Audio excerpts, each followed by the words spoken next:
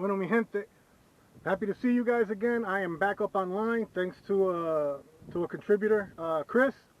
I was able to pay my phone bill, so I'm able to post these without having to hunt 30 miles into town. My boy RL from the Hualapai Indian Reservation came by. He's checking his rabbit traps right now. I appreciate the use of his camera to record this video. What we're going to be doing today, this was an unplanned video. You may have seen my my Instagram post concerning the snake. So I did shoot, and I'll post some pictures of the snake itself. I did shoot a glossy snake. It wasn't that I was meaning to shoot a snake, but the meat is definitely welcome. What actually happened was I was sitting and reading, and all of a sudden I just saw a snake crawl out from between my legs. When I kind of took a step back, it reared up on me. Pure reflex. I drew my pistol. I shot it. The picture you see was just after having shot it. The blood is actually, you can see on the, well, you may not be able to see on the picture, it's on the bottom side. Bear in mind that for me to take a picture with my phone, which is all that I had, every time that I press that shutter button, the phone reboots. So what you caught was what I was able to get. Anyway guys, I hope you liked the video. Enjoy.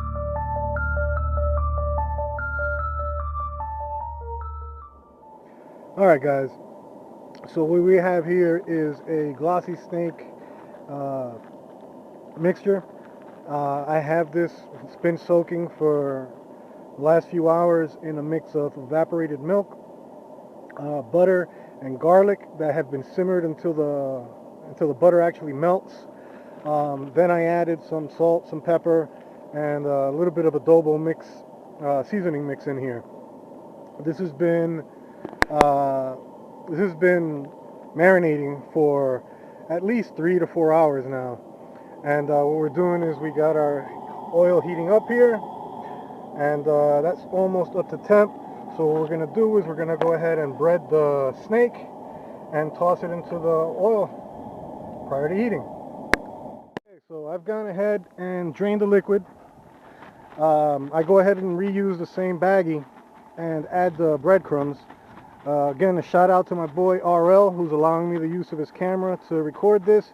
He also supplied the butter and the garlic for the recipe itself. He's currently out checking his rabbit traps, so I'm assuming he's going to be back in time to dog the snake, so to speak. The videos. So the oil is right about at temperature, so we'll go ahead and start adding the pieces.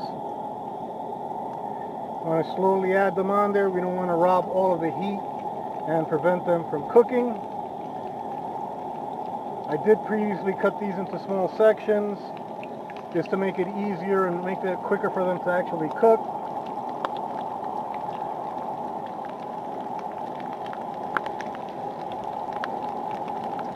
I found that breading them in the... Ow, a little splatter got me there.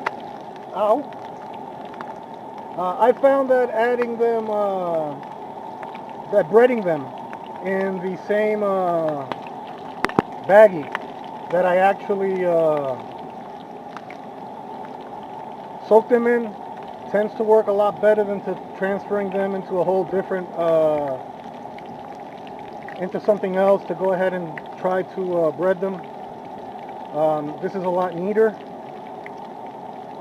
and it helps keep the flavor in. You're not totally draining out the flavor that you added during the seasoning process.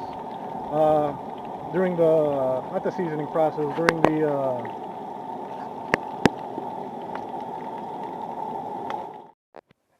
all right. So optimally, we know that we would like to drain these on a rack with some paper towel or newspaper underneath it. I don't have that, so paper towel inside a bowl is going to have to make do. Once these cool off a little bit, I'll go ahead and sample the deliciousness. Alright guys, so we're cooling off a piece here. It's been nice and drained. This is nice and done. Still got some breading on it. Got a lot of meat here. So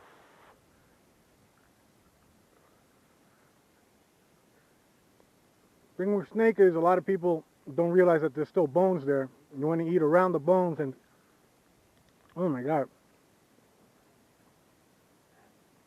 this is delicious. But you got to be careful. It's kind of like fish bones. Depending on how you prepare it, if you cook it enough, these smaller bones, they'll cook down so that they're edible, just like fish bones. But just like fish bones, when they're not, you want to be careful and not try to swallow those. Oh my God. I'm trying to get all the meat I can off of there because this is delicious. For those of you kind of freaking out, this is the other white meat, snake. This actually has more protein compared to, and more protein, less fat, and half the calories that red meat does. So this is really good for you, and aside from being good for you, it tastes delicious. So highly recommend it if you can get your hands on some rattlesnake. Rattlesnake has a really, really nice taste to it. A lot of people compare it to either frog or chicken, and it all comes down to how you actually season it. So I hope you like this. This is a bonus video for you guys. I am happy to be back online. Hopefully I can work something out to get a camera, but for now, RL, really appreciate you letting me use yours. I did save the tail for you just like you like. All right, guys. I'll see you guys on the next video.